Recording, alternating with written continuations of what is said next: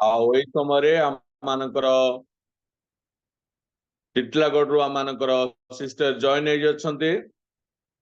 स्मृति बाग sister आई समय आम आराधन कड़े ने निमंते गोटे वाक्य मु अध्ययन करी 33:2-3 पद वीणा रे सदा प्रभु को धन्यवाद दियो दशतार नेबल रे ताहांकर प्रशंसा गान कर ताहांको उद्देश्य रे नूतन गीत गान कर उच्च ध्वनि रे मनोहर वाद्य कर प्रभु का नाम धन्यवाद हो प्रभु का नाम गौरव हो यही समय आमको गीत माध्यम रे आराधन रे आम को कड़े नेबे सिस्टर नमस्कार praise the Lord good morning praise the Lord आ समय आपनकर समय प्रेज द लॉर्ड आपण गीत माध्यम कड़े नेबे जूम रे उपस्थित थिबा प्रत्येक को मोर ख्रीष्ट प्रेम नमस्कार जणाए प्रभु कर महान दया और महान असीम करुणा और असीम दया जोगु प्रभु आज मते सुंदर सुजोग देइचंती आउ मोर कोन स्वर नाही किंतु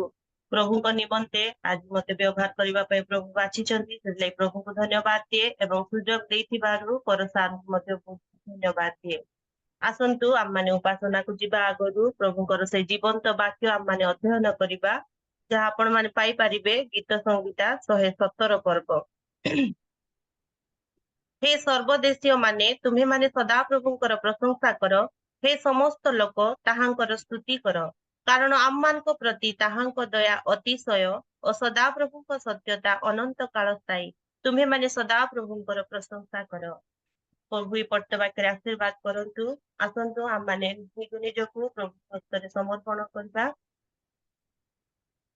हालेलुया हालेलुया हालेलुया धन्यवाद धन्यवाद धन्यवाद धन्यवाद धन्यवाद स्तुति वंदना पूजा आराधना पाइबा एकमात्र यज्ञ दयालु जीवंत कथा को परमेश्वर पिता तुम्हें महान परमेश्वर पिता अट बापा बापा गो दिन प्रतिदिन तुम्हें आम मान को प्रत्येक समय रे प्रभु परमेश्वर पिता सुंदर भाव रे आम मान को कढ़ाई आणु अच्छे से लगे तुमर महान नाम कोटि कोटि धन्यवाद देउछि बापा मोर कौन सी योग्यता नाही धार्मिकता नाही बापा तथापि प्रभु तुमरी गौरव प्रशंसा करबा पई तुमे आज बाछि अच्छे लगे धन्यवाद देउछि बापा बापा गो मो जीवन रे कौन अछि बापा कौन दे तुमको संतुष्ट करबी बापा जहा किछि भी आज मो जीवन रे अछि बापा सब तुमरी मंगल दान बापा सब तुमरी दया बापा तुमरी दया रे बंची अछि प्रभु तुमरी दया रे बापा आज मु मुख खोली तुमरी प्रशंसा करि पारि बापा तुमे दया करो दयालु परमेश्वर पिता माने जेते जन उपस्थित होइछु प्रत्येक मिलीमिशी प्रभु तुमरी गौरव प्रशंसा करिबु तुमे दया करो धन्याधिपति सदा प्रभु परमेश्वर पिता तुमे एकमात्र योग्य परमेश्वर पिता तो जे आममानकर मुख दे तुमे गौरव प्रशंसा पाई थाओ बापा बापा एते बेले मु निजको तुम हस्तरे समर्पण करी ए छोट निवेदन त्राण करता प्रभु यीशु ख्रीष्टଙ୍କ नामरे मागुछि आमेन साउंड क्लियर अछि सर याडे बहुत वर्षा होछि तो सेति पय आसंतु जानिथिबा गीत गाई प्रभुकर प्रशंसा करिबा हो जय जयकार जय जयकार करे हो जय जयकार करे वो हमारा राजा राज दुख संकट से बचा यीशु हमारे राजा राज दुख संकट से बचा हम और क्यों ना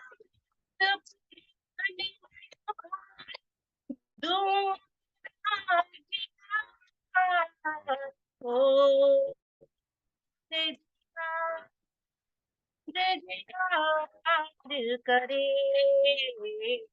वो जय जय जय करे स्वर्ग है उसका सिंहासन सिंहासन पृथ्वी बनी है आसन आसन स्वर्ग है उसका सिंहासन सिंहासन पृथ्वी बनी है आसन आसन, आकाश की महिमा बता, हस्त को दिखाई, सारी पृथ्वी की रचना उसका है प्रताप।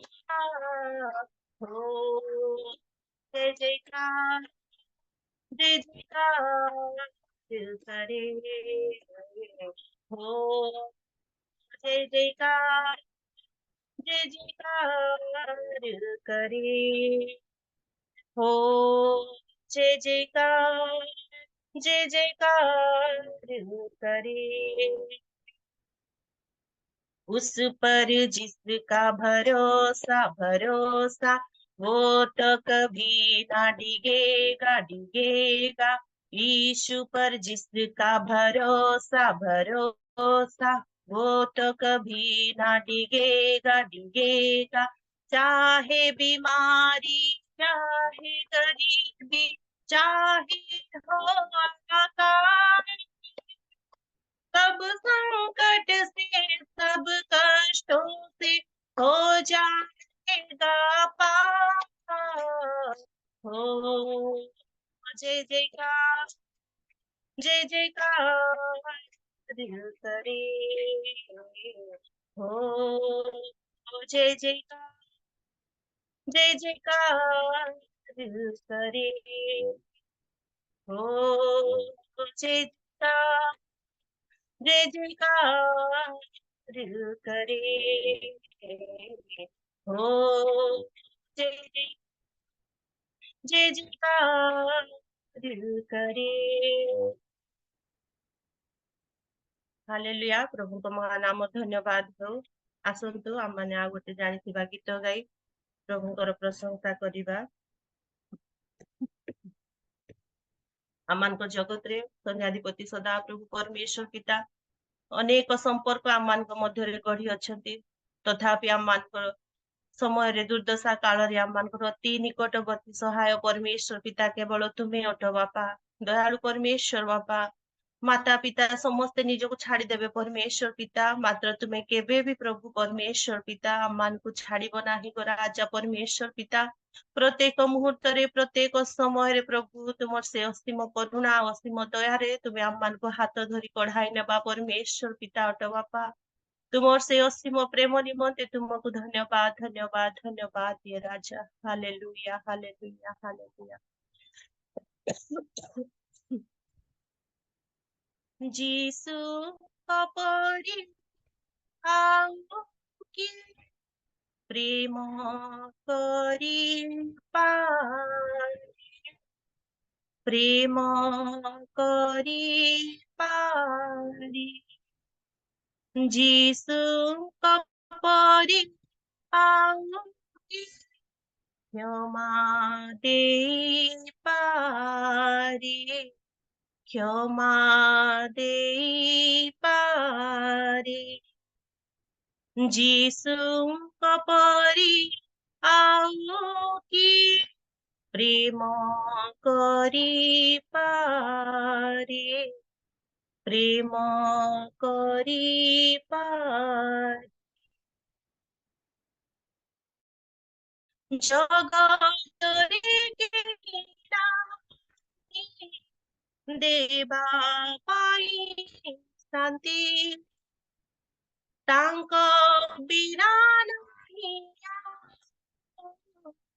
काहाठारी मुक्ति। जगत रे केला देवा पाई शांति, तांक बिना नहीं काहाठारी मुक्ति।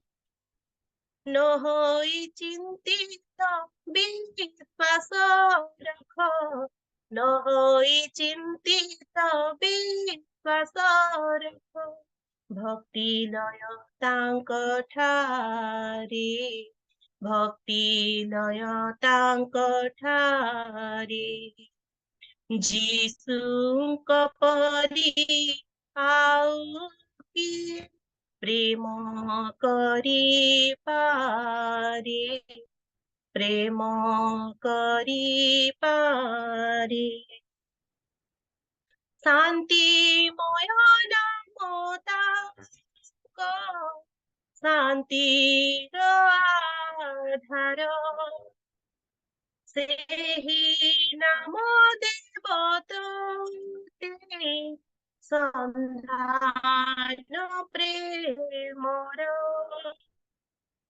शान्तिमय नाम ताको शान्तिर आधार, सेहि नाम देवतुते सन्धान स्वर्गर, सेहि नामटी जे सुधामय नाम, सेहि नामटी जे सुधामय नाम, नेबोतते स्वर्गपुरे,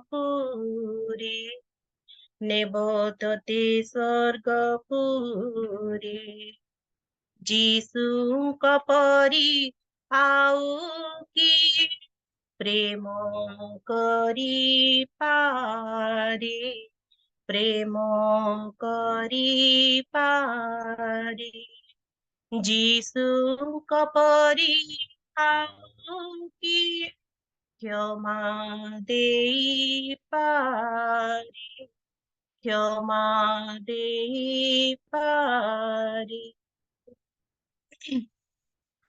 हाँ सन्याधिपति सदा प्रभु परमेश्वर पिता, तुम्हें महान, तुमर प्रेम महान परमेश्वर पिता, पापी मान को जीवन देवा निमंते प्रभु तुम्हें जगत को आसिल राजा, मो परी पापी निमंते प्रभु तुम्हें स्वर्गर प्रभु जगत को आसिल राजा, दयालु परमेश्वर पिता, मोर अंधकारमय जीवन को तुम्हें आलोकमय करबा पाई प्रभु तुम्हें जगत को आसिल बापा, कंटार प्रहार सहिल राजा परमेश्वर पिता, तुमरी प्रेम निमंते तुमको धन्यवाद धन्यवाद धन्यवाद देउछु परमेश्वर पिता, दयालु परमेश्वर पिता, अंधकारमय जगत रे प्रभु आलोकर संतान होई बंचिबा पाई प्रभु तुम्हें मते बाछि अछ, धन्यवाद देउछि बापा, प्रत्येक को तुम्हें बाछि अछ, सेति लागि तुमर महान नाम को कोटि कोटि धन्यवाद देउछि बापा, दयालु परमेश्वर पिता, ए अंधकारमय जगत रे बंचिबा बहुत कष्टकर परमेश्वर पिता, प्रभु दयालु परमेश्वर पिता, तुमर से जीवन तो वाक्य दे प्रभु दिन प्रतिदिन प्रभु तुम्हें आमर संगरे रही आमान को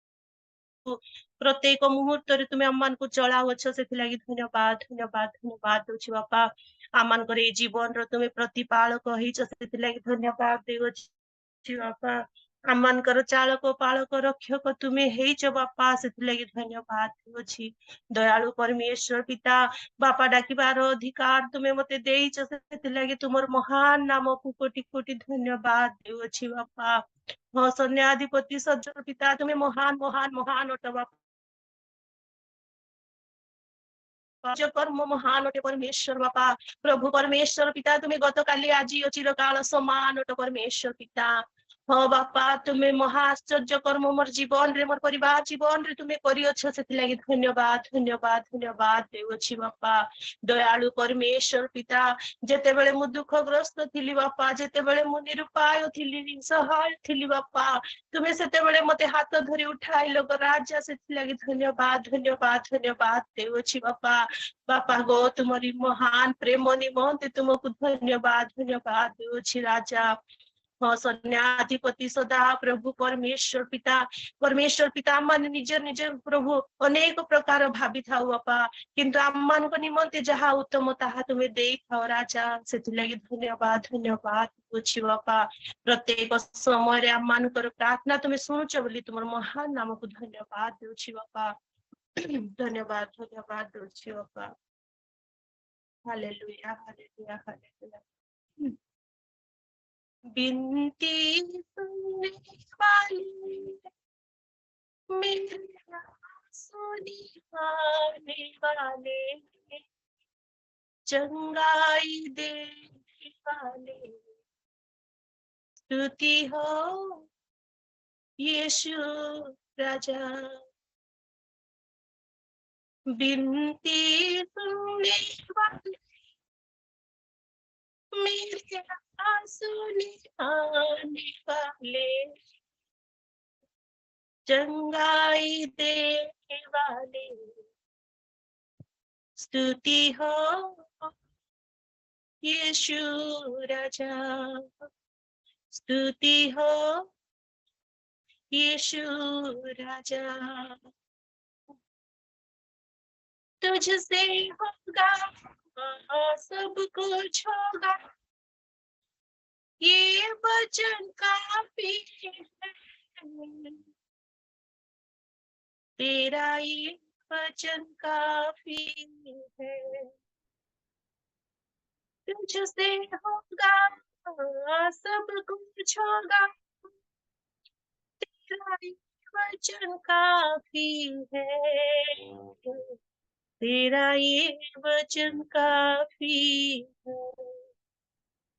बिनती सुनने वाले, मेरे आंसू निहाने वाले, चंगाई देने वाले, स्तुति हो यीशु राजा। करुणा निधि तारण हारे, चमत्कार करने, सदा चमत्कार करने हारे। करुणा निधि तारण हारे, चमत्कार करने हारे, सदा चमत्कार करने हारे। मेरी मर्जी चंगा हो जा, ये बोल कर किया सिफा, स्वामी ये बोल कर किया सिफा, स्वामी ये बोल कर किया सिफा। बिनती सुनने वाली, मेरी आंसू निहाने वाले, चंगाई देने वाले, स्तुति हो यीशु राजा। रोगों को क्रूस के द्वारा उठा लिया तूने, रोग क्रूस के द्वारा उठा लिया तूने, यीशु उठा लिया तूने। बिनती सुनने वाली, मेरे आंसू निहाने वाले, चंगाई देने वाले, स्तुति हो यीशु राजा, स्तुति हो यीशु राजा। धन्यवाद धन्यवाद धन्यवाद धन्यवाद देवछु परमेश्वर पिता, तुमरी असीम करुणा असीम दया निमंते धन्यवाद दिए बापा। हो बापा दयालु परमेश्वर पिता बापा, तुमरी महान करुणा निमंते तुमको धन्यवाद देवछु। संभव नुहे राजा, आमान मनुष्य प्रभु आमान को द्वारा कौन कार्य हो न पारे बापा, जेतेबेले पर्यंत तुम्हें आमान को निमंते प्रभु कार्य करि न राजा परमेश्वर बापा, तुम्हें दया करिछ, आशीर्वाद करिछ, जीवित मान मध्य नाम स्थान करिछ बापा। तुम्हें केते प्रेम करिछ बापा, जे आम माने निज घरे बसी प्रभु तुमरी गौरव प्रशंसा करुअछु बापा। आज हुए तो परमेश्वर पिता अनेक सुजोग पाई नथिबे परमेश्वर पिता, निज निज कार्य व्यस्तता जोगु, निजर रोगर जोगु परमेश्वर पिता, किंतु तुम्हें केते प्रेम कल बापा। बापा तुम चरण तले बसी शांति रे तुमरी उपासना करबा पई, तुमर जीवंत वाक्य सुनिबा पई आज तुम्हें आम मान को मनोनीत कल बापा। सेथि लागि तुमर महान नाम को कोटि कोटि धन्यवाद धन्यवाद धन्यवाद दोछि बापा। दयालु परमेश्वर पिता, तुम्हें गौरव पाओ, तुम्हें महिमा पाओ, तुम्हें प्रशंसा पाओ बापा। प्रार्थना करछि बापा, এই ସମୟରେ ବାପା ତୁମେ ଆମମାନଙ୍କର ପ୍ରଶଂସାକୁ ତୁମେ ଗ୍ରାହ୍ୟ କରୁଛ ବୋଲି ବିଶ୍ୱାସ କରି ଧନ୍ୟବାଦ ଦଉଛି ବାପା। ଆମ ପ୍ରତ୍ୟେକଙ୍କୁ ତୁମେ ଆଶୀର୍ବାଦ କର। ତୁମ ରାଜକାର୍ଯ୍ୟ ନିମନ୍ତେ ଆହୁରି ଅଧିକରୁ ଅଧିକ ତୁମେ ଆମମାନଙ୍କୁ ବ୍ୟବହାର କର ବାପା। ତୁମେ ଗୌରବ ପାଅ, ତୁମେ ମହିମା ପାଅ, ତୁମେ ପ୍ରଶଂସା ପାଅ ବୋଲି ଏଇ ଛୋଟ ନିବେଦନ ଆମମାନଙ୍କ ତ୍ରାଣକର୍ତ୍ତା ପ୍ରଭୁ ଯୀଶୁ ଖ୍ରୀଷ୍ଟଙ୍କ ନାମରେ ମାଗୁଛି, ଆମେନ୍। ପ୍ରେଜ୍ ଦ ଲର୍ଡ ସାର୍, ବହୁତ ବହୁତ ଧନ୍ୟବାଦ ଦିଏ ସୁଯୋଗ ଦେଇଥିବାରୁ। ଆମର କୌଣସି ଯୋଗ୍ୟତା ନାହିଁ, ତଥାପି ପ୍ରଭୁ ଗୌରବ ପାଆନ୍ତୁ। ଧନ୍ୟବାଦ ସାର୍। थैंक यू, धन्यवाद। प्रभुଙ୍କ नाम धन्यवाद हो, प्रभुଙ୍କ नाम गौरव हो। बहुत सुंदर भाव आराधना करि अछंती। हृदय सर्च गीत मान गाई आराधना रे कड़े नहीं। प्रभु यही परि तांको व्यवहार करंतु ऑफलाइन रे एवं ऑनलाइन रे। प्रभु तांको परिवार तांको सेवा कार्य रे प्रभु आशीर्वाद करंतु। थैंक यू सिस्टर, धन्यवाद। उत्तम भाव आराधना रे कड़े नेले। आउ ए समय आसंतु आमानकर समय हो जाइछि। आमाने सीधा सड़क आमाने वाक्य माध्यम को जिबा। आउ ए समय रे आमाने जदि कंफर्ट अच्छु वीडियो ऑन करिबा, जो माने ऑन करनांती। आउ ए समय आसंतु आमाने प्रभुंकर दास को स्वागत करिबा। आमानक मध्यरे आमानकर पिपली रु जॉइन हेइछंती। अनेक थर आमानको से वाक्य प्रदान करि अछंती। आज मध्य तांकर बहुमूल्य समय ने आसी अछंती। ए समय आसंतु तांको आमाने करताल द्वारा स्वागत करिबा प्रभुंकर गौरव निमंते। आउ ए समय आमानकर मोसा पाणी आज्ञा अछंती। आमानको वाक्य माध्यम रे कड़ाई नेबे। आज्ञा नमस्कार, praise the Lord, good morning. Praise the Lord.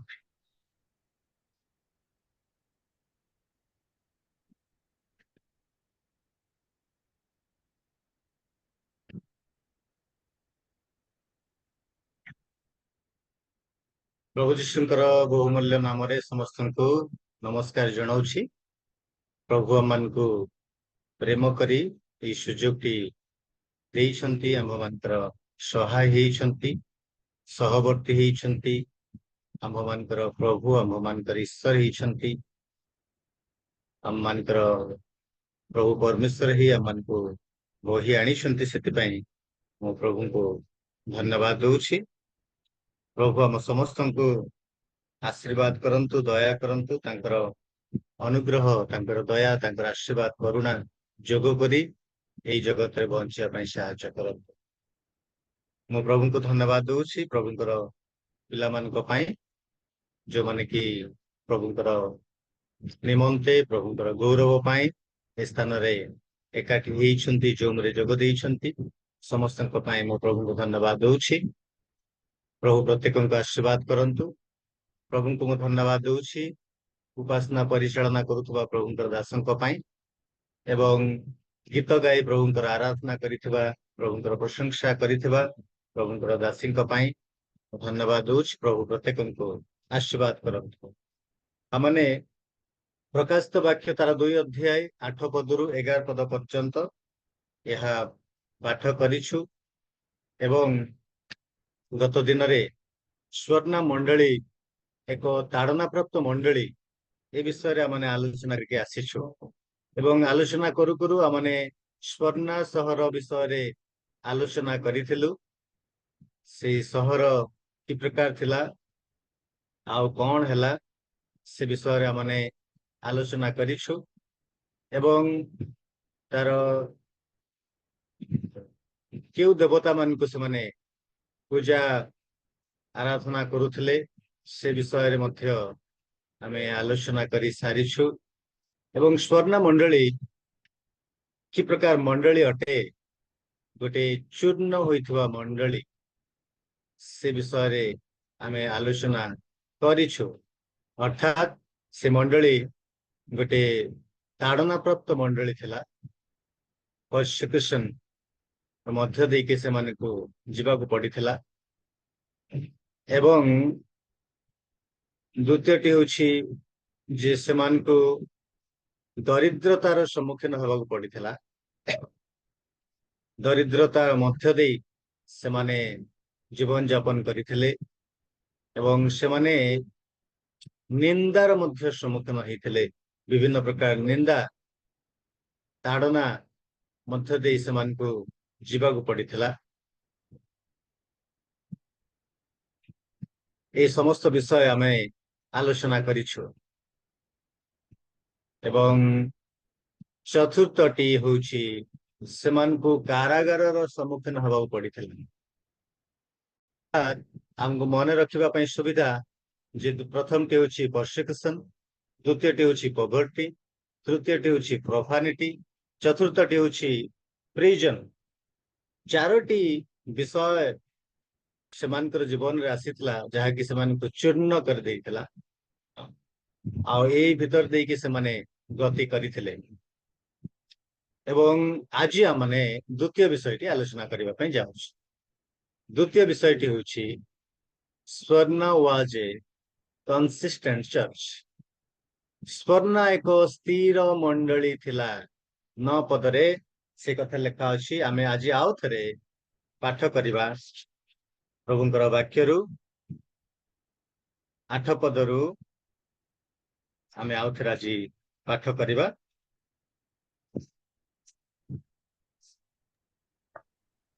କେହି ଜଣେ ପାଠ କରି ସାହାଯ୍ୟ କରିବେ? ସ୍ୱର୍ଣ୍ଣ ମଣ୍ଡଳୀର 8 ପଦରୁ 11। ଲେଖ ଯେ ପ୍ରଥମ ଓ ଶେଷ ଯେ ମୃତ ହୋଇ ପୁନର୍ଜୀବିତ ହେଲେ ସେ ଏହା କହନ୍ତି, ଆମ୍ଭେ ତୁମ୍ଭର କ୍ଲେଶ ଓ ଦୀନତା ଜାଣୁ, କିନ୍ତୁ ତୁମ୍ଭେ ଧନବାନ। ଆଉ ଯେଉଁମାନେ ଆପଣାମାନଙ୍କୁ ଜିହୁଦୀ ବୋଲି କହନ୍ତି ମାତ୍ର ପ୍ରକୃତରେ ଜିହୁଦୀ ନୁହନ୍ତି ବରଂ ଶୈତାନର ଦଳ, ସେମାନଙ୍କର ନିନ୍ଦା ମଧ୍ୟ ଆମ୍ଭେ ଜାଣୁ। ଯେଉଁ ସବୁ ଦୁଃଖ ଭୋଗ କରିବାକୁ ଯାଉଅଛ ସେହି ସବୁକୁ ଭୟ କର ନାହିଁ। ଦେଖ, ତୁମ୍ଭମାନଙ୍କ ପରୀକ୍ଷା ନିମନ୍ତେ ଶୟତାନ ତୁମ୍ଭମାନଙ୍କ ମଧ୍ୟରୁ କାହାରିକୁ କାରାଗାରରେ ନିକ୍ଷେପ କରିବ, ଆଉ ତୁମ୍ଭେମାନେ 10 ଦିନ କ୍ଲେଶ ଭୋଗ କରିବ। ତୁମ୍ଭେ ମରଣ ପର୍ଯ୍ୟନ୍ତ ବିଶ୍ୱସ୍ତ ଥାଅ, ସେଥିରେ ଆମ୍ଭେ ତୁମ୍ଭକୁ ଜୀବନ ରୂପ ମୁକୁଟ ଦେବୁ। ମଣ୍ଡଳୀ ଗୁଣକୁ ଆତ୍ମା କଣ କହନ୍ତି? ଯାହାର କର୍ଣ୍ଣ ଅଛି ସେ ତାହା ଶୁଣୁ। ଯେ ଜୟ କରେ ସେ ଦ୍ୱିତୀୟ ମୃତ୍ୟୁ ଦ୍ୱାରା କୌଣସି ପ୍ରକାରେ କ୍ଷତିଗ୍ରସ୍ତ ହେବ ନାହିଁ। ଆମେନ୍। ପ୍ରଭୁ ଏହି ପଠିତ ବାକ୍ୟରେ ଶ୍ରବଣରେ ଆଶୀର୍ବାଦ କରନ୍ତୁ। ବହୁତ ବହୁତ ଧନ୍ୟବାଦ। ସ୍ୱର୍ଣ୍ଣ ମଣ୍ଡଳୀ ଗୋଟିଏ ତାଡନା ପ୍ରାପ୍ତ ମଣ୍ଡଳୀ। ଆଉ এই ତାଡନା ପ୍ରାପ୍ତ ମଣ୍ଡଳୀ ବିଷୟରେ ଆମେ ଆଲୋଚନା କରୁଛୁ। ଗତ ଥର ଆମେ ଆଲୋଚନା କରିକିରି ଆସିଛୁ। ଆଜି ମଧ୍ୟ ଦ୍ୱିତୀୟ ବିଷୟଟିକୁ ଆମେ ଆଲୋଚନା କରିବା ପାଇଁ ଯାଉଛୁ। ସେଇ ମଣ୍ଡଳୀ ଗୋଟେ ଚୂର୍ଣ୍ଣ ହେଇକିରି ଗତି କଲା। ବିଭିନ୍ନ ପ୍ରକାର ସମସ୍ୟା ଦେଇ, ବିଭିନ୍ନ ପ୍ରକାର ଅସୁବିଧା ଦେଇ ସେ ଗତି କଲା।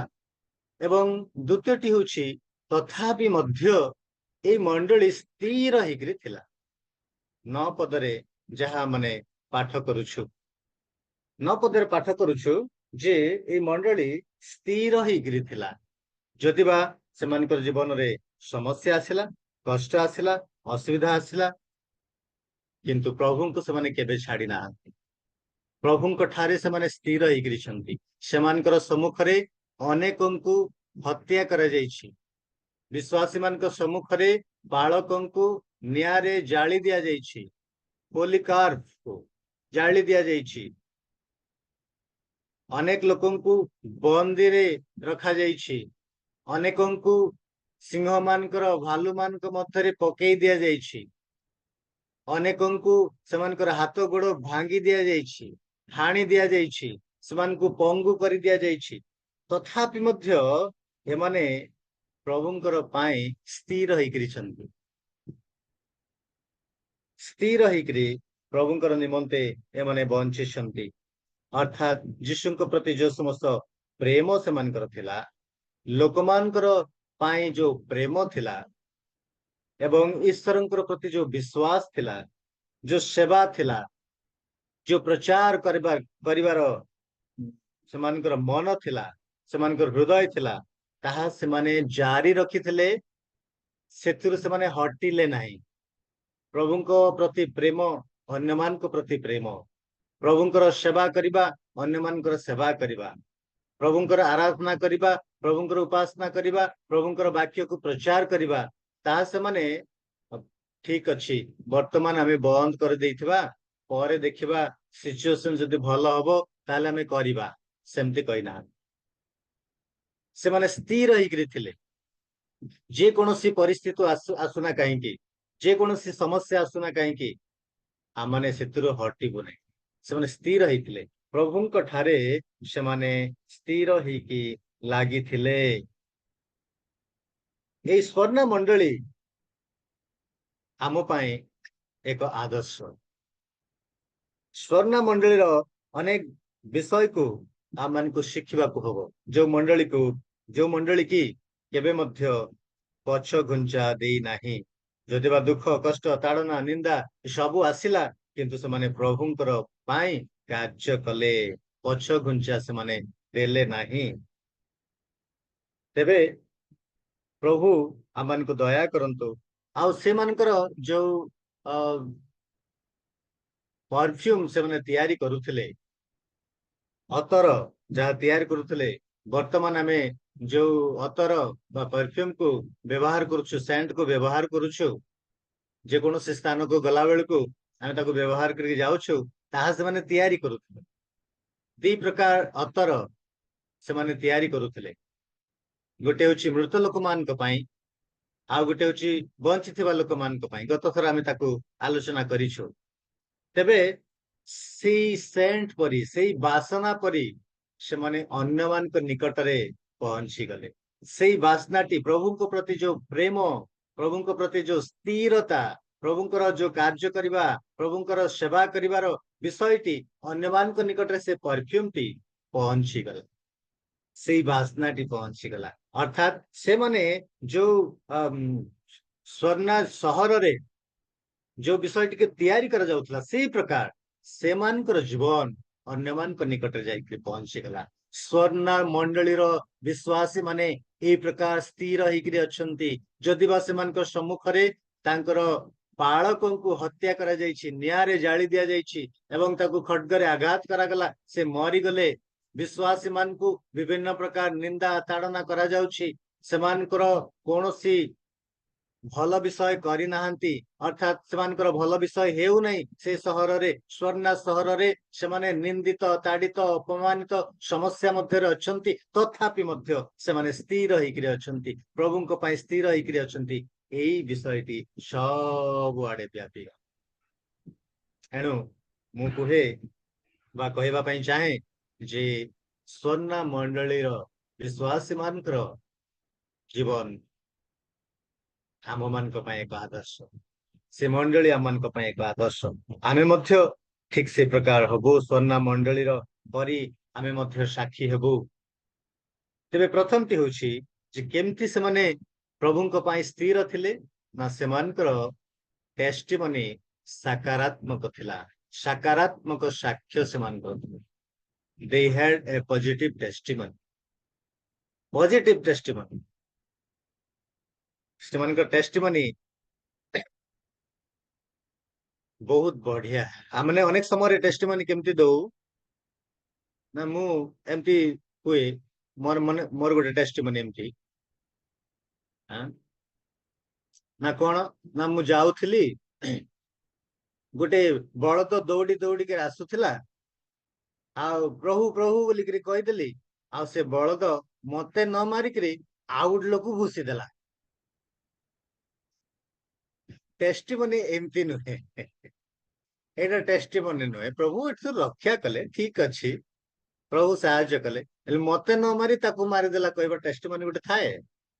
ଅନେକ ସମୟରେ ଏ ପ୍ରକାର ଟେଷ୍ଟିମନି ମୁଁ ଦେଇଥାଏ, ଆମେ ଦେଇଥାଉ, ଆଉ କିଏ ଦେଇ ଭଲ ଦଉଥିବେ ମୁଁ ଜାଣିନାହିଁ, କିନ୍ତୁ ଏମିତି ଟେଷ୍ଟିମନି ନା, ପ୍ରଭୁ ଆମକୁ ସୁରକ୍ଷା ଦେଲେ, ରକ୍ଷା କଲେ, ଠିକ ଅଛି, କିନ୍ତୁ ଏ ପ୍ରକାର ଟେଷ୍ଟିମନି ନୁହେଁ। ଏମାନଙ୍କର ଟେଷ୍ଟିମନି ପଜିଟିଭ, ସକାରାତ୍ମକ ଟେଷ୍ଟିମନି। ପ୍ରଭୁ ଯେତେବେଳେ 7ଟି ମଣ୍ଡଳୀକୁ ଚିଠି ଲେଖୁଛନ୍ତି ଯୋହନଙ୍କ ମାଧ୍ୟମରେ, ସେତେବେଳେ ସେ 5ଟି ମଣ୍ଡଳୀକୁ ସଂଶୋଧନ କରିଛନ୍ତି। 5ଟି ମଣ୍ଡଳୀକୁ ସେ ଭର୍ଚ୍ଛନା କରିଛନ୍ତି।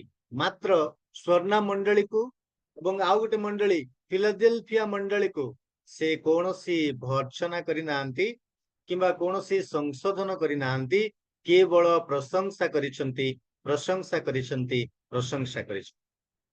ଆଉ ଏଇ 2ଟି ମଣ୍ଡଳୀ ହିଁ ପ୍ରଭୁଙ୍କର ପ୍ରେମରେ ସ୍ଥିର ହେଇକିରି ଥିଲେ, एवं प्रभुଙ୍କ ठारे ସେମାନେ ଲାଗିକିରି ଥିଲେ प्रभुଙ୍କର सेवा ସେମାନେ କରୁଥିଲେ हृदय सहित କରୁଥିଲେ ସେମାନଙ୍କର ସମସ୍ତ ମନ ଦେଇକିରି କରୁଥିଲେ କିନ୍ତୁ ଆଉ ବାକି ମଣ୍ଡଳୀ କୁ ପ୍ରଭୁ ଭର୍ତ୍ସନା କରିଛନ୍ତି ସଂଶୋଧନ କରିଛନ୍ତି ଯଦି ତୁମେ ଏହା ନ କରିବ ତାହେଲେ ତୁମ ପାଇଁ ଏହା କରାଯିବ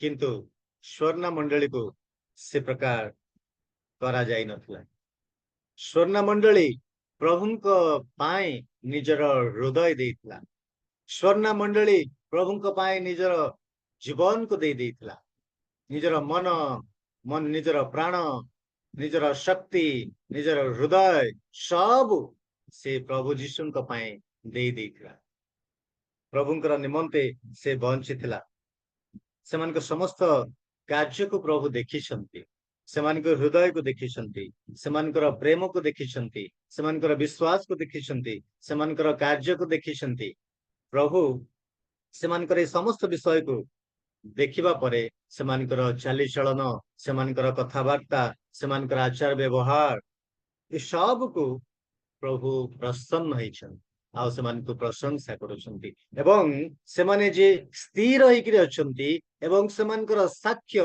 ସକାରାତ୍ମକ ଥିଲା ଏଣୁ ପ୍ରଭୁ ସେମାନଙ୍କ ପାଇଁ ଖୁସି ଅଟନ୍ତି ପ୍ରିୟ ବନ୍ଧୁଗଣ ଆଜି ଆମମାନଙ୍କର ଜୀବନରେ ଆମ୍ଭମାନଙ୍କର ପାଇଁ ପ୍ରଭୁ ଖୁସି ଅଟନ୍ତି ତ ଆମ୍ଭମାନଙ୍କର ସାକ୍ଷ୍ୟ ପାଇଁ ପ୍ରଭୁ ଖୁସି ଅଟନ୍ତି ତ ପ୍ରଭୁ ଆମମାନଙ୍କୁ ଯୋଉ କାର୍ଯ୍ୟ ଦେଇଛନ୍ତି ଯୋଉ ଭାର ଦେଇଛନ୍ତି ଯୋଉ ବୋଝ ଦେଇଛନ୍ତି ଯୋଉଥିପାଇଁ କି ପ୍ରଭୁ ଆମମାନଙ୍କୁ ଆହ୍ୱାନ କରିଛନ୍ତି ସେଥିପାଇଁ ପ୍ରଭୁ ଖୁସି ଅଛନ୍ତି ତ ନା ମୋର କଥାବାର୍ତ୍ତା ଦ୍ୱାରା ପ୍ରଭୁ ଦୁଃଖ କରୁଛନ୍ତି ମୋର ବ୍ୟବହାର ଦ୍ୱାରା ମୋର ଆଚରଣ ଦ୍ୱାରା ମୋର କାର୍ଯ୍ୟ ଦ୍ୱାରା ପ୍ରଭୁ ଲଜ୍ଜିତ ହଉଛନ୍ତି ଆଜି ଅନେକଙ୍କର ପାଇଁ ଅନେକ ଲଜ୍ଜିତ ହେବାକୁ ପଡୁଛି ଜଗତର ଲୋକମାନଙ୍କ ପାଇଁ ଜଗତର ଲୋକମାନେ ଲଜ୍ଜିତ ହେବାକୁ ପଡୁଛି ଗୋଟେ ମଣ୍ଡଳୀ ପାଇଁ ଆଉ ଗୋଟେ ମଣ୍ଡଳୀ ଲଜ୍ଜିତ ଗୋଟେ ପାଳକଙ୍କ ପାଇଁ ଆଉ ଗୋଟେ ପାଳକ ଲଜ୍ଜିତ ଗୋଟେ ପ୍ରଚାରକ ପାଇଁ ଆଉ ଗୋଟେ ପ୍ରଚାରକ ଲଜ୍ଜିତ ଆମର ଟେଷ୍ଟିମନି କେମିତି ଟେଷ୍ଟିମନି ଆମର ଟେଷ୍ଟିମନି ପଜିଟିଭ ହେବାର ଅଛି ପଜିଟିଭ ଟେଷ୍ଟିମନି ହେବାର ଅଛି ମାତ୍ର ଜଣଙ୍କର ପାଇଁ ଲଜ୍ଜିତ ହେବା ପାଇଁ ନା ଅର୍ଥାତ ଆମ ପାଇଁ ପ୍ରଭୁ ଲଜ୍ଜିତ ହେବେ ନାହିଁ ମାତ୍ର ସେ ପ୍ରଶଂସିତ ହେବେ ସେ ପ୍ରସନ୍ନ ହେବେ ସେ ଖୁସି ହେବେ ଏହା ଆମମାନଙ୍କର ଟେଷ୍ଟିମନି ହେବା ଦରକାର ଆମେ ଦେଖୁଛୁ ବର୍ତ୍ତମାନ ସମୟରେ ବିଭିନ୍ନ ପ୍ରକାର ଟେଷ୍ଟିମନି ସବୁ ଆସୁଛି ଯୋଉ ଟେଷ୍ଟିମନି କି ଦୁଃଖର ଟେଷ୍ଟିମନି ଯୋଉ ଟେଷ୍ଟିମନି କି ଲଜ୍ଜିତ ମୁଣ୍ଡ ତଳକୁ ନୁଆଇ ଦେବାର ଟେଷ୍ଟିମନି ଆମେ ପ୍ରଭୁ ଆମମାନଙ୍କୁ ଦୟା କରନ୍ତୁ ସକାରାତ୍ମକ ଟେଷ୍ଟିମନି ହେବା ପାଇଁ ପ୍ରଭୁ ଆମମାନଙ୍କୁ ଯେତେବେଳେ ଏଇ ସକାରାତ୍ମକ ସାକ୍ଷ୍ୟ ମାନଙ୍କର ହବ ଆଉ ସେତେବେଳେ ପ୍ରଭୁ ଆମମାନଙ୍କ ପାଇଁ ଖୁସି ହେବେ ଆମମାନଙ୍କୁ ଭର୍ତ୍ସନା କରାଯିବ ନାହିଁ କି ଆମକୁ ସଂଶୋଧନ କରାଯିବ ପ୍ରଭୁ ଆମମାନଙ୍କୁ ସଂଶୋଧନ କରି ସବୁଦିନ ଆସୁଛନ୍ତି ଆମମାନଙ୍କୁ ସଜାଡିକିରି ଆସୁଛନ୍ତି ଆମମାନେ ପ୍ରଭୁଙ୍କ ପାଇଁ ଯେ ପ୍ରକାର ବ୍ୟବହାର ହବ ଗୋଟେ ଭଲ ପାତ୍ର ହେଇକରି ବ୍ୟବହାର ହବ ସେଥିପାଇଁ ଆମମାନଙ୍କୁ ସବୁଦିନ ସେ ଧୋଇବା ପାଇଁ ଚାହାନ୍ତି ପରିଷ୍କାର କରିବା ପାଇଁ ଚାହାନ୍ତି ତାଙ୍କ ହାତରେ ପଡିଲେ ସିନା ସେ ଆମକୁ ଧୋଇବେ ତାଙ୍କ ହାତରେ ନିଜକୁ ସମର୍ପଣ କରିଲେ ସିନା ସେମାନଙ୍କୁ ସକାରାତ୍ମକ ସାକ୍ଷ୍ୟ ହେବା ପାଇଁ ସେମାନଙ୍କୁ ସାହାଯ୍ୟ କରିବେ ଅନେକ ଲୋକ ପଢିବା ପାଇଁ ଚାହାନ୍ତି ମୁଁ ଠିକ ମୁଁ ବଢିଆ ଦ୍ୱିତୀୟଟି କେମିତି ସେମାନଙ୍କର ସାକ୍ଷ୍ୟ ଥିଲା ଦ୍ୱିତୀୟଟି ହେଉଛି ପାୱାରଫୁଲ ଟେଷ୍ଟିମନି ଶକ୍ତିଶାଳୀ ସାକ୍ଷ୍ୟ ପ୍ରଥମଟି ହେଉଛି ପଜିଟିଭ ଟେଷ୍ଟିମନି ଦ୍ୱିତୀୟଟି ହେଉଛି ପାୱାରଫୁଲ ଟେଷ୍ଟିମନି ସେମାନଙ୍କର ସାକ୍ଷ୍ୟ ଶକ୍ତିଶାଳୀ ବା ଅନେକ ସମୟରେ ପ୍ରଭୁଙ୍କର ଲୋକମାନେ ଯେତେବେଳେ ସାକ୍ଷ୍ୟ ଦିଅନ୍ତି ଆମେ କହୁ ୱାହ କି ବଢିଆ ସାକ୍ଷ୍ୟ କି ବଢିଆ ଲୋକ ତାଙ୍କର ଏତେ ଟେଷ୍ଟିମନି ସବୁ ଅଛି ଅନେକ କୁହନ୍ତି ମୋର ଏତେ ଅଛି ଖାଲି ଟିକେ ଖାଲି କହୁଛି ବୋଲି କୁହନ୍ତି ଆଉ ସେଇ ଟିକେ ଶୁଣିବା ଦ୍ୱାରା ଆମମାନେ आबू वाह कि बढ़िया कि सुंदर विषय मो मध्य सेमती हुअंती कि मो मध्य तापरी हुअंती कि आउ एई मंडलीर साक्ष्य पावरफुल शक्तिशाली साक्ष्य सेमानकर थिला अर्थात चतुर्दिगरे चारिआडे सेमाने जे प्रभुंकु जानती प्रभुंक ठारे स्थिर होइकिरे अछंती प्रभुंक पाए निंदा ताड़ना समस्या कष्ट असुविधा दुख आसीछि किंतु सेमाने शक्तिशाली होइकिरे ठिया होइछन सेमाने टळमळ हेई नाहंती कौनसी विषय सेमानकु टळमळ करि पारि नाही सेमानकु हरेई पारि नाही सेमानकु तळे पकेई देई नाही सेमानकु झुंटिबार कारण हेई पारि नाही सेमाने शक्तिशाली भावरे सेमाने थिले जदि बा सेमानकर जीवन रे दुख आसिला क्लेश आसिला निंदा आसिला कारागार को गले मृत्यु भोग कले अनेके किंतु सेमाने अंधकार चारिआडे सेमाने मझिरे अछंती तांकर चारिआडे थिबा अंधकार विषय जेतेबेले सेमानकर जीवन रे आसीछि अंधकार सेमानकर जीवन रे घटी आसीछि सेतेबेले सारा दुनिया को से अंचल को सेमाने एई कथाटी जणै दैछंती जे आमे होछु आलोकर संतान आमको अंधकार किछि करि पारिबो नाही अंधकारर शक्ति आमको हटेई पारिबो नाही आमे होछु आलोकर संतान सेमानकर साक्ष्य शक्तिशाली थिला आमे खाली गीत गाइले हेबने आमे आलोकर संतान आलोकरे बास करिबा खाली गीत हेले हेबने आमानकर साक्ष्य शक्तिशाली हेबार अछि स्वर्णा मंडली परी सकारात्मक साक्ष्य एवं शक्तिशाली साक्ष्य आमानकर हेबा दरकार सेमाने यीशुंकर पाई से आलोक समस्तंकर निकटरे प्रकाश करिथिले समस्तंक आलोक निकटरे सेमाने देखैथिले सेमाने शत्रुमान को भय कले नाही जो माने सेमान को ताड़ना करुथिले निंदा करुथिले भय देखौथिले सेमान को सेमाने भय कले नाही केवल प्रभु को भय कले प्रभु को सेमाने प्रेम करी सेमाने आगु को चलिले एवं सेमाने कौनसी प्रकारे जो माने सेमान को भय देखौछंती जो माने सेमान को ताड़ना करिबा पय आसुछंती सेमान को सेमाने केबे हेले सेमानकर विरोध कले नाही ए हमको मारिबो नहीं हमको जेल रे पुरेबो नहीं हमको करिबो नहीं समको करिबो विरोध कले नाही केवल प्रभुंक ठारे सेमाने लागी रहिले हे प्रभु तुमे मन को दया कर एहा ही सेमानकर प्रार्थना थिला सेमाने एई प्रार्थना करुथिले प्रभु एमान को तुमे दया कर एमान को तुमे क्षमा करि दियो सेमाने जे प्रकार तुमको जानिबे आओ सेमाने सेठी स्थिर होइके सेमानकर सकारात्मक साक्ष्य द्वारा एवं सेमानकर शक्तिशाली साक्ष्य द्वारा सेमाने सेठी स्थिर होइके थिले कौनसी भावरे अन्यत्र सेमाने चाली गले नाही सेठी स्थिर होइके सेमाने तृतीय विषयटी होछि 9 पद आउ थरे पढ़िबा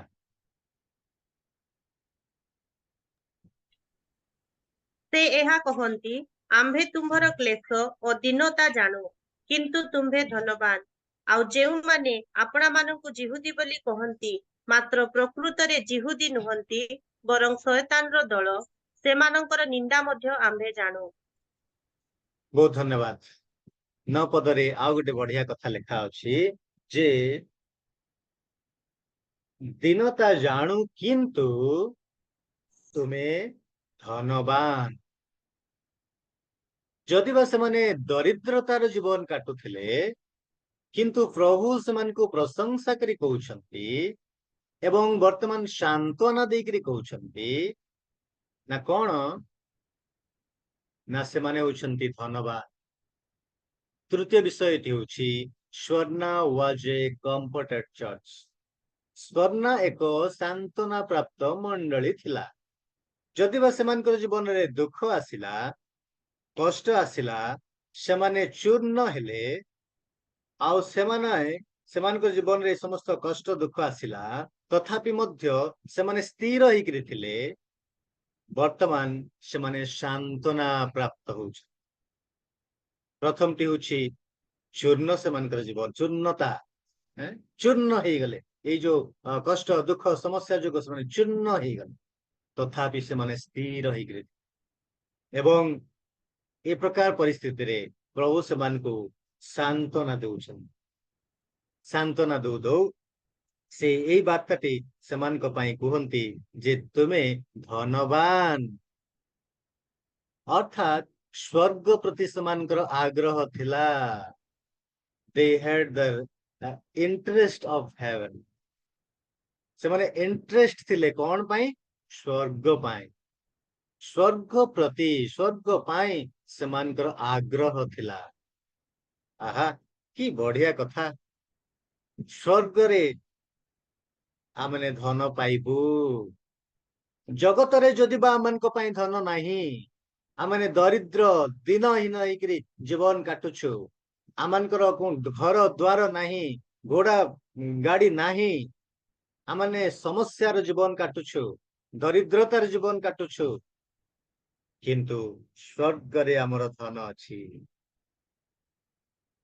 ସେମାନଙ୍କର ହୃଦୟ ସେ ପ୍ରକାର ଥିଲା, ସେମାନଙ୍କର ଜୀବନ ସେ ପ୍ରକାର ଥିଲା, ସେମାନଙ୍କର ମନ ସେ ପ୍ରକାର ଥିଲା। ଏଣୁ ସେମାନେ କହିଲେ ସ୍ୱର୍ଗରେ ଆମେ ଧନ ପାଇବୁ। ମାଥ୍ୟୁ ତାର 5 ଅଧ୍ୟାୟ 10 ପଦ ପଢନ୍ତୁ କେହି ଜଣେ। ମାଥ୍ୟୁ 5:10। ଧାର୍ମିକତା ନିମନ୍ତେ ତାଡ଼ନା ପ୍ରାପ୍ତ ଲୋକେ ଧନ୍ୟ, କାରଣ ସ୍ୱର୍ଗ ରାଜ୍ୟ ସେମାନଙ୍କର। ସ୍ୱର୍ଗ ରାଜ୍ୟ ସେମାନଙ୍କର। ଯୋଉମାନେ କି ତାଡନା ପାଆନ୍ତି, ଦୁଃଖ କଷ୍ଟ ଉଠାନ୍ତି ପ୍ରଭୁଙ୍କର ପାଇଁ, ସେମାନେ ସ୍ୱର୍ଗ ରାଜ୍ୟ ସେମାନଙ୍କ ପାଇଁ ହଉଛି ସ୍ୱର୍ଗ। ସେମାନେ ଏଇ କଥା ଜାଣିଥିଲେ, ଆଜି ଆମେ ନିନ୍ଦିତ ହଉଛୁ, ତାଡିତ ହଉଛୁ, ଅପମାନିତ ହଉଛୁ, କ୍ଲେଶ ମଧ୍ୟ ଦେଇ ଆମକୁ ଯିବାକୁ ପଡୁଛି, ଆମର ବିଶ୍ୱାସୀ ଭାଇ ଭଉଣୀ ମାନଙ୍କୁ ଏ ପ୍ରକାର କଷ୍ଟ ଉଠେଇବାକୁ ପଡୁଛି, ଆମର ପାଳକଙ୍କୁ ସେମାନେ ମାରିଦେଲେ, ଜାଳିଦେଲେ। କିନ୍ତୁ ଗୋଟେ କଥା ମନେ ରଖିବା ଯେ ସ୍ୱର୍ଗ ଆମମାନଙ୍କ ପାଇଁ ଅଛି। ଯଦି ବା ଆମମାନଙ୍କ ପାଇଁ ନିନ୍ଦା ତାଡନା ଅସୁବିଧା ଆସିଛି, କିନ୍ତୁ ସ୍ୱର୍ଗ ଆମମାନଙ୍କ ପାଇଁ ଅଛି। ପ୍ରଭୁ ଯୀଶୁ କହିଛନ୍ତି, ଯୋଉମାନେ ତାଡନା ପ୍ରାପ୍ତ ସେମାନେ ସ୍ୱର୍ଗ ପାଇବେ। ଆସିବ ଦୁଃଖ ନିନ୍ଦା ତାଡନା କେତେ ଜୀବନରେ, ଧରି ଧୈର୍ଯ୍ୟ ସାହସ ବିଶ୍ୱାସ ଚାଲରେ ଆଗେଇ ଚାଲରେ, ଚାଲରେ ଆଗେଇ ଚାଲରେ। ହଁ, ସେମାନେ ଏମିତି ଗୀତ ଗାଇଥିବେ ବୋଧେ, ଆମେ ଆଜି ଗାଉଛୁ ରଚନା କରିକି। ସେମାନଙ୍କର ସ୍ୱର୍ଗ ପ୍ରତି ସେମାନଙ୍କର ଆଗ୍ରହ ଥିଲା। ତାଡନା ଆସିଛି, ସେମାନେ ପରସ୍ପରକୁ ଏମିତି କହୁଥିଲେ, ଭୟ କରନା, ବ୍ୟସ୍ତ ହନା, ସ୍ୱର୍ଗରେ ଆମେ ରହିବୁ। ଯୋଉମାନେ ତାଡନା ପ୍ରାପ୍ତ ସେମାନଙ୍କ ପାଇଁ ସ୍ୱର୍ଗ ଅଛି। ବ୍ୟସ୍ତ ହନା, ବିଚଳିତ ହେଅନା। ବୋଧେ ପରସ୍ପରକୁ ସେମାନେ ସେ ପ୍ରକାର ସାନ୍ତ୍ୱନା ଦଉଥିଲେ। ପ୍ରଭୁ ତ ନିଜେ ସାନ୍ତ୍ୱନା ଦଉଛନ୍ତି ଯେ ତୁମେ ହଉଛ ଧନବାନ। କଣ ଧନ ସେମାନଙ୍କର ଅଛି? ଯୀଶୁ ଧନ, ସ୍ୱର୍ଗ ରାଜ୍ୟର ଧନ ସେମାନଙ୍କ ପାଖରେ ଅଛି।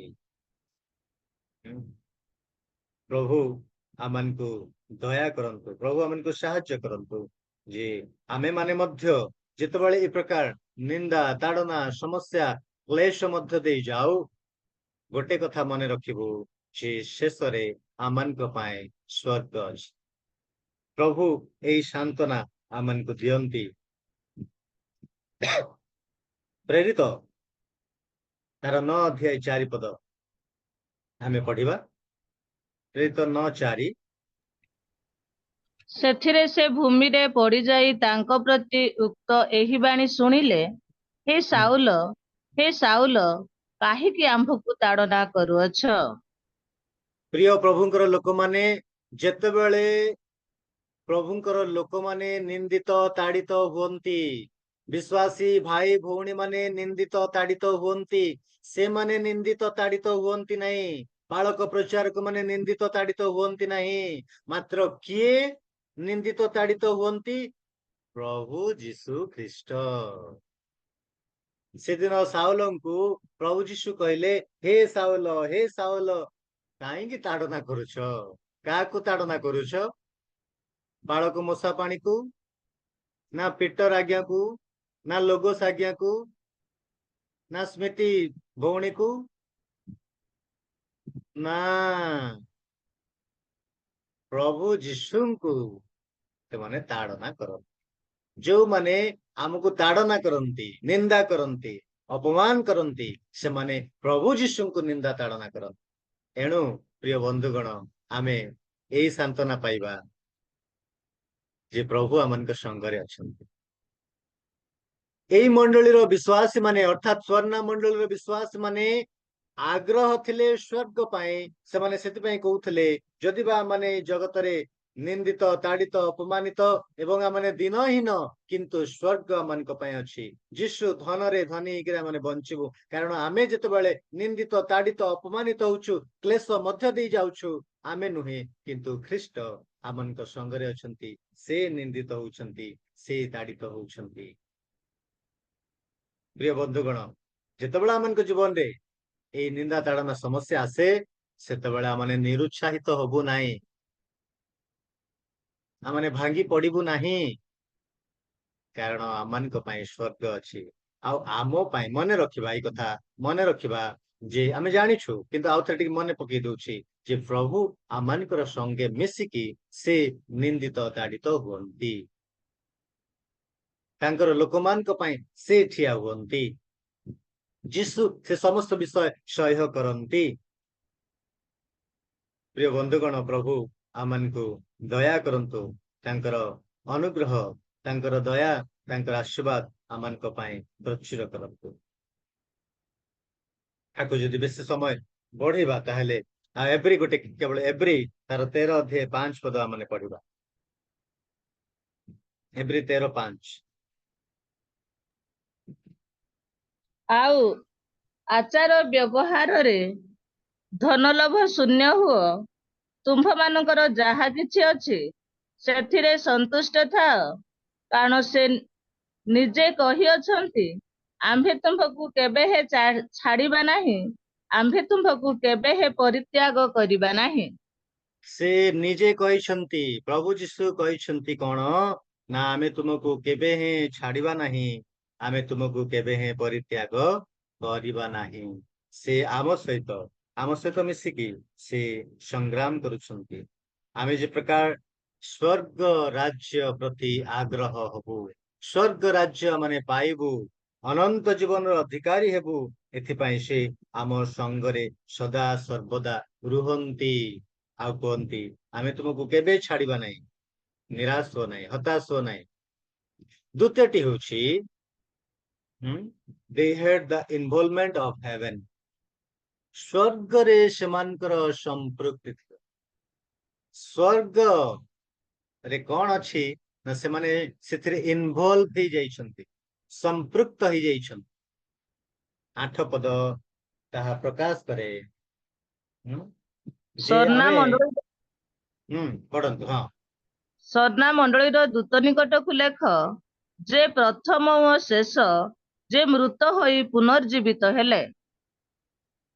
ଯେ ମୃତ ହେଲେ ଏବଂ ଯେ ପୁନର୍ଜୀବିତ, ଅର୍ଥାତ୍ ସେ ମୃତ୍ୟୁଭୋଗ କଲେ, କିନ୍ତୁ ବର୍ତ୍ତମାନ ସେ ସ୍ୱର୍ଗରେ ଅଛନ୍ତି।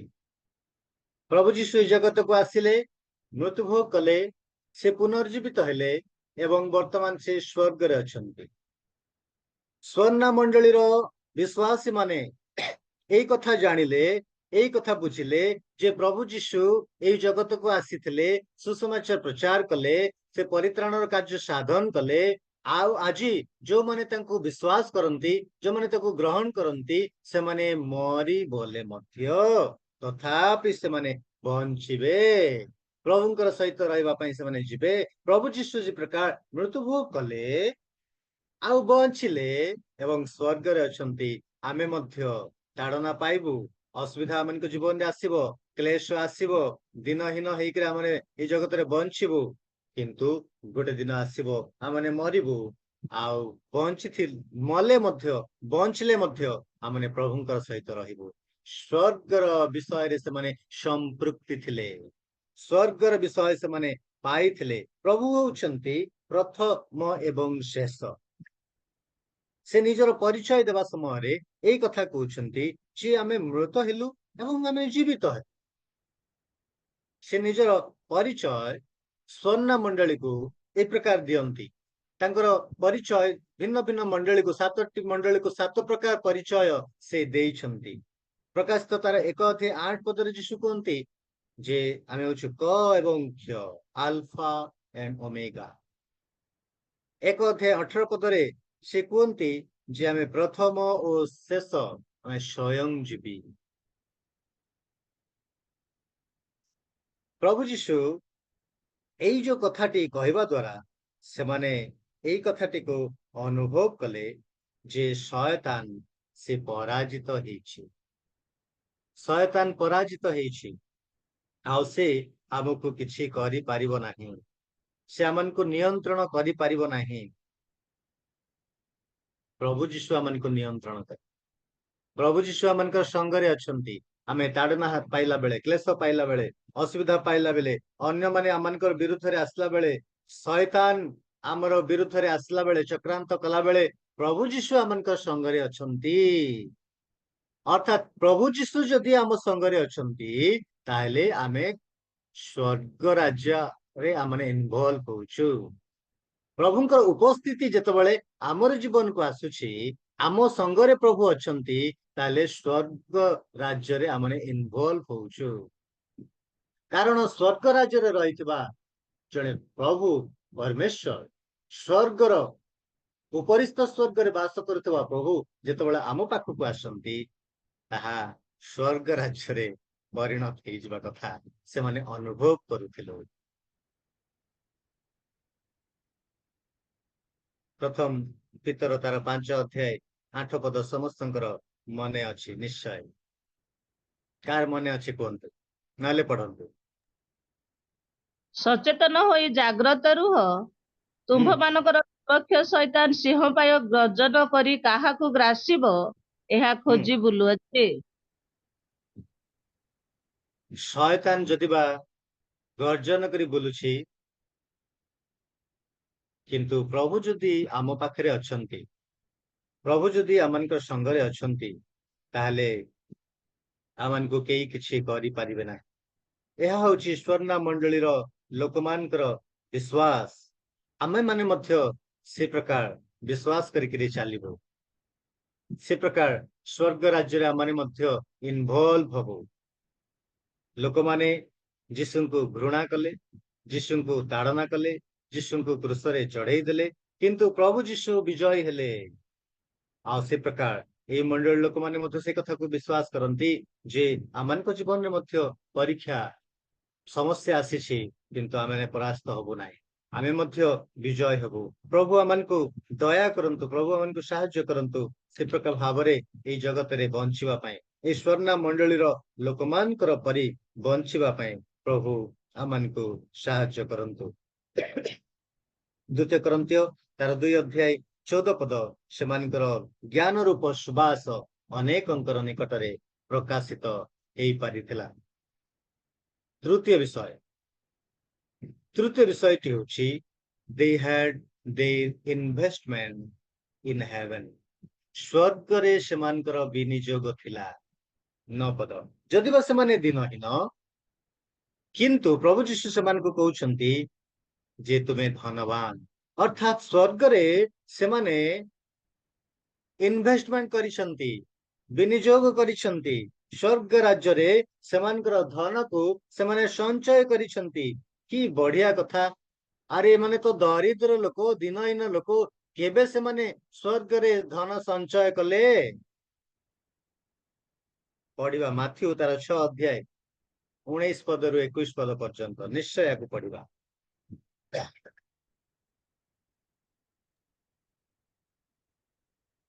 ମାଥ୍ୟୁ 6:19-21। ଯେଉଁମାନେ କୀଟ ଓ କଳଙ୍କ କ୍ଷୟ କରେ, ପୁଣି ଚୋରମାନେ ସିନ୍ଧି କାଟି ଚୋରି କରନ୍ତି, ଏପରି ପୃଥିବୀରେ ଆପଣା ଆପଣା ନିମନ୍ତେ ଧନ ସଞ୍ଚୟ କର ନାହିଁ, ମାତ୍ର ଯେଉଁଠାରେ କୀଟ ଓ କଳଙ୍କ କ୍ଷୟ ନ କରେ ଏବଂ ଚୋରମାନେ ସିନ୍ଧି କାଟି ଚୋରି ନ କରନ୍ତି, ଏପରି ସ୍ୱର୍ଗରେ ଆପଣା ଆପଣା ନିମନ୍ତେ ଧନ ସଞ୍ଚୟ କର, କାରଣ ଯେଉଁଠାରେ ତୁମ୍ଭର ଧନ ସେଇଠାରେ ତୁମ୍ଭର ମନ। ବହୁତ ଧନ୍ୟବାଦ। ପ୍ରିୟ ବନ୍ଧୁଗଣ, ସ୍ୱର୍ଣ୍ଣା ମଣ୍ଡଳୀର ଲୋକମାନେ ଗରିବ ଲୋକ ଥିଲେ। ସ୍ୱର୍ଣ୍ଣା ମଣ୍ଡଳୀର ଲୋକମାନେ ଅଭାବଗ୍ରସ୍ତ ଲୋକମାନେ ଥିଲେ। ସେମାନଙ୍କର ଖାଇବାର ଅଭାବ ଥିଲା, ପିନ୍ଧିବାର ଅଭାବ ଥିଲା, ସେମାନଙ୍କର ଘର ନଥିଲା, ଆରାମଦାୟକ ବିଷୟ ସେମାନଙ୍କର ଜୀବନରେ ନଥିଲା। ସବୁ ବିଷୟ ସେମାନଙ୍କର ଅଭାବ ଅଭାବ ଅଭାବ ଅଭାବ। କିନ୍ତୁ ସେମାନଙ୍କର ବିଶ୍ୱାସ ଏବଂ ସେମାନଙ୍କର ସାକ୍ଷ୍ୟ ସେମାନଙ୍କୁ ଏ ପ୍ରକାର କରିଥିଲା ଯେ ସେମାନେ ଧନବାନ ଥିଲେ। ଯୀଶୁ ଧନରେ ସେମାନେ ଧନବାନ ଥିଲେ। ଏଣୁ ଯୀଶୁ ସେମାନଙ୍କୁ କୁହନ୍ତି, ତୁମେ ଦିନହୀନ କିନ୍ତୁ ତୁମେ ଧନବାନ।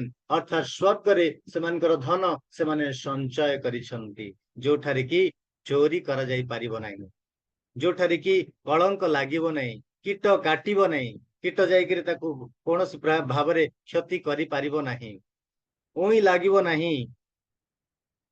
ଏ ପ୍ରକାର ଧନ ସେମାନେ ସଞ୍ଚୟ କରିଥିଲେ। ଆମେ କହିବା କି ହାଲେଲୁୟା। ପ୍ରଭୁଙ୍କର ଗୌରବ ହଉ, ପ୍ରଭୁଙ୍କର ପ୍ରଶଂସା ହଉ। ଯଦି ବା ସେମାନେ ଗରିବ ଥିଲେ କିନ୍ତୁ ସେମାନେ ସ୍ୱର୍ଗରେ ଧନୀ ଥିଲେ। ଜାଗତିକ ଭାବରେ ସେମାନେ ଦରିଦ୍ର ଥିଲେ କିନ୍ତୁ ସ୍ୱର୍ଗରେ ସେମାନେ ଧନୀ ଥିଲେ।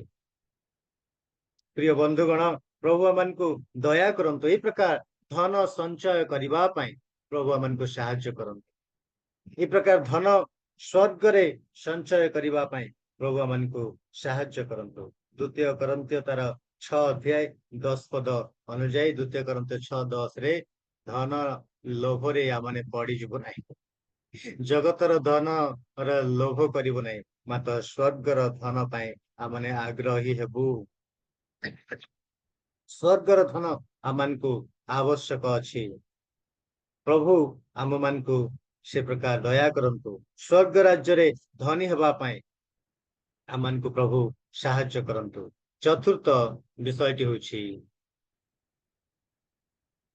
ସେମାନେ ଇଣ୍ଟରେଷ୍ଟ ଥିଲେ, ସେମାନଙ୍କର ଇନଭଲଭମେଣ୍ଟ ଥିଲେ ସେମାନେ, ଏବଂ ସେମାନେ ଇନଭେଷ୍ଟମେଣ୍ଟ କରିଥିଲେ ସ୍ୱର୍ଗରେ, ଏବଂ they had the inheritance in heaven. ସ୍ୱର୍ଗରେ ସେମାନଙ୍କର ଉତ୍ତରାଧିକାରୀ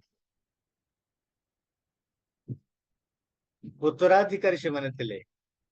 ଯୀଶୁଙ୍କର ଯାହା ଏଇ ବିଶ୍ୱାସୀ ମାନଙ୍କର ତାହା, ଅର୍ଥାତ୍ ଯୀଶୁଙ୍କର ଯାହା ଆମ୍ଭମାନଙ୍କର ତାହା। ଯୋଉମାନେ ଯୀଶୁଙ୍କୁ ବିଶ୍ୱାସ କରନ୍ତି, ଯୋଉମାନେ ଯୀଶୁଙ୍କୁ ଗ୍ରହଣ କରିଛନ୍ତି, ଯୋଉମାନେ ପ୍ରଭୁ ଯୀଶୁଙ୍କୁ ଗ୍ରହଣ କରି ଏଇ ଜଗତରେ ବଞ୍ଚିଛନ୍ତି, ତାଙ୍କ ପାଇଁ ସାକ୍ଷୀ ହେଇଛନ୍ତି, ତାଙ୍କ ପାଇଁ ବଞ୍ଚିଛନ୍ତି, ସେମାନେ ସ୍ୱର୍ଗ ରାଜ୍ୟର ଉତ୍ତରାଧିକାରୀ। 10 ପଦ ଏବଂ 11 ପଦରେ ସେଇ କଥାଟି ଲେଖାଯାଏ। ଯେଉଁ ସେମାନେ ସବୁ ପଢନ୍ତୁ। ଯେଉଁ ସବୁ ଦୁଃଖ ଭୋଗ କରିବାକୁ ଯାଉଅଛ, ସେହି ସବୁକୁ ଭୟ କର ନାହିଁ। ଦେଖ, ତୁମ୍ଭମାନଙ୍କ ପରୀକ୍ଷା ନିମନ୍ତେ ଶୟତାନ ତୁମ୍ଭମାନଙ୍କ ମଧ୍ୟରୁ ବାହାରି କାହାରିକୁ କାରାଗାରରେ ନିକ୍ଷେପ କରିବ, ଆଉ ତୁମ୍ଭେମାନେ 10 ଦିନ କ୍ଲେଶ ଭୋଗ କରିବ। ତୁମ୍ଭେ ମରଣ ପର୍ଯ୍ୟନ୍ତ ବିଶ୍ୱସ୍ତ ଥାଅ, ସେଥିରେ ଆମ୍ଭେ ତୁମ୍ଭକୁ ଜୀବନ ରୂପ ମୁକୁଟ ଦେବୁ। ମଣ୍ଡଳୀଗଣକୁ ଆତ୍ମା କଣ କହନ୍ତି? ଯାହାର କର୍ଣ୍ଣ ଅଛି ସେ ତାହା ଶୁଣୁ। ଯେ ଜୟ କରେ ସେ ଦ୍ୱିତୀୟ ମୃତ୍ୟୁ ଦ୍ୱାରା କୌଣସି ପ୍ରକାରେ କ୍ଷତିଗ୍ରସ୍ତ ହେବ ନାହିଁ। ପ୍ରିୟ ବନ୍ଧୁଗଣ, ପ୍ରଭୁ ତାଙ୍କର ଲୋକମାନଙ୍କ ପାଇଁ ପ୍ରତିଜ୍ଞା କରିଛନ୍ତି ଯେ ସେ ଆମ୍ଭମାନଙ୍କର ନିମନ୍ତେ ଯାଇଛନ୍ତି ସ୍ଥାନ ପ୍ରସ୍ତୁତ କରିବା ପାଇଁ। ସ୍ଥାନ ପ୍ରସ୍ତୁତ କଲେ ସେ ପୁନର୍ବାର ଆସିବେ, ତାଙ୍କର ଲୋକମାନଙ୍କୁ ସେ ନେଇଯିବେ, ତାଙ୍କର ସହିତ ବାସ କରିବା ପାଇଁ ସେ ନେଇଯିବେ, ଆନନ୍ଦ ଖୁସି ଦେବା ପାଇଁ ସେ ନେଇଯିବେ। ଆଉ କୌଣସି ଲୁହ ନାହିଁ, କୌଣସି କଷ୍ଟ ନାହିଁ, କୌଣସି ସମସ୍ୟା ନାହିଁ, କୌଣସି ରୋଗ ନାହିଁ, କୌଣସି ବ୍ୟାଧି ନାହିଁ, କୌଣସି ସମସ୍ୟା ନାହିଁ, କୌଣସି ଅସୁବିଧା ନାହିଁ। ମାତ୍ର ପ୍ରଭୁ ଯୀଶୁ ଆମ ସଙ୍ଗରେ ରହିବେ, ଚକ୍ଷୁର ଲୁହକୁ ସେ ପୋଛି ଦେବେ, ଆମମାନଙ୍କୁ ଶାନ୍ତି ସାନ୍ତ୍ୱନା ପ୍ରଦାନ କରିବେ, ତାଙ୍କ ସଙ୍ଗରେ ଆମେ ରହିବୁ। ए प्रकार दिन विश्वासी मानक पई आसुछि जदि बा विश्वासी मानक पई ए जगत रे धन जीवन ए सबु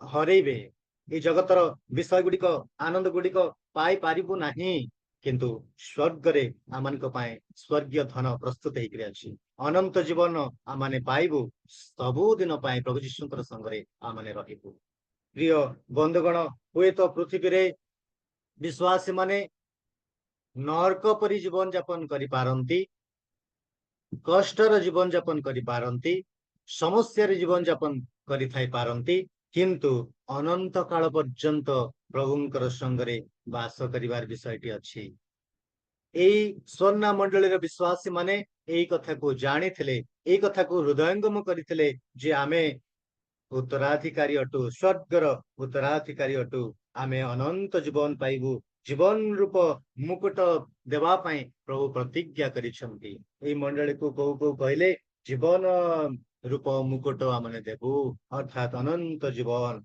र प्रतिज्ञा प्रभु यीशु करंती ए जो विषयटी जीवन रूप मुकुट देवा विषय से कहते एटा से समय रे जो विषय गुड़िक चली खेल गुड़िक चली ओलंपिक चली आते बेले जड़े विजेता को गोटे मुकुट दि जाऊला हाँ आ से मुकुट हूँ एमती कह जाए स्टेफानस स्टेफानस बोली कह जाऊ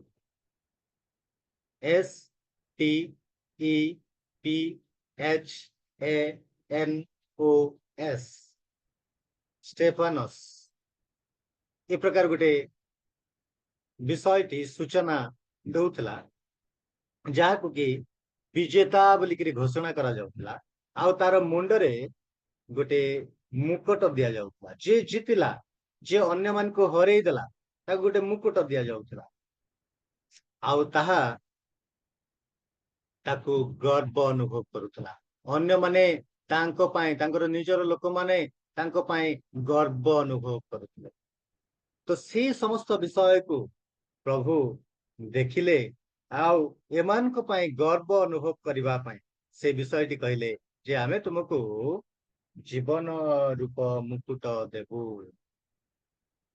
प्रिय बंधुगण प्रभु आमान को दया करंतु प्रभु आमान को सहायता करंतु जीवन रूप मुकुट पाइबा पाए आमान को मध्य प्रभु अनुग्रह करंतु प्रभु आमान को मध्य से प्रकार सहायता करंतु जो माने प्रभु यीशु को विश्वास करंती प्रभु यीशु को ग्रहण करंती जदिबा सेमान को जीवन रे समस्या आसे प्रकाशित वाक्य तार 20 अध्याय 11 पदरु 15 पदरे जदिबा समस्या आसिला किंतु द्वितीय मृत्यु नुहे जो माने प्रभु यीशु को विश्वास करंती सेमान को पाए द्वितीय मृत्यु नुहे अर्थात शारीरिक भाव रे से माने मृत्यु भोग करिवे किंतु आत्मिक भाव रे से माने मृत्यु भोग करिवे नाही प्रभु यीशुंकर संगरे अनंत काल पर्यंत से माने वास करिवे मृत्यु सेमान को स्पर्श करिवो नाही एटा शारीरिक मृत्यु कथा मु कहू नै आत्मिक मृत्यु कथा कहूछि